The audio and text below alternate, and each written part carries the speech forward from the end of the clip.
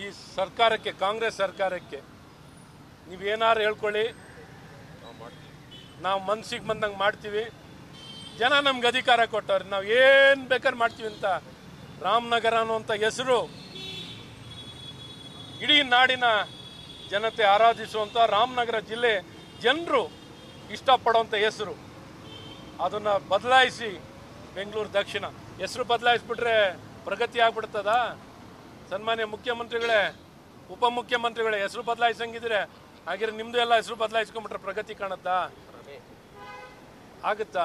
ಆಗಲ್ಲ. ನೀವೇನು ಕೆಲಸ ಮಾಡ್ತೀರೋ ಅದೇ ಕಾಪಾಡೋಂಥದ್ದು.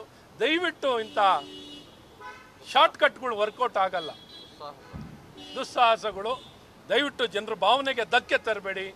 ಜನರ ಭಾವನೆನ ಗೌರವಿಸಿ ನಿಮ್ಮ ಅಭಿವೃದ್ಧಿ ಕಾರ್ಯಗಳು ಮಾಡಿ. ನಿಮ್ಮ ಕೆಲಸಗಳು ಆ ಜಿಲ್ಲೆಗೆ ಅಭಿವೃದ್ಧಿ ಕೊಡುವಂಥದ್ದಾಗುತ್ತೆ. ಇಂಥ ಹೆಸರು ಬದಲಾಯಿಸುವಂಥ ಕಾರ್ಯಕ್ರಮದಿಂದ ನೀವು ಹಿಂದೆ ಸರಿರಿ ಅಂತ ನಾನು ಕೇಳ್ಕೊತೀನಿ. ನ್ಯೂಸ್ ಫಸ್ಟ್, ನಿರ್ಭೀತಿಯಿಂದ ನಿಮ್ಮ ಪರವಾಗಿ.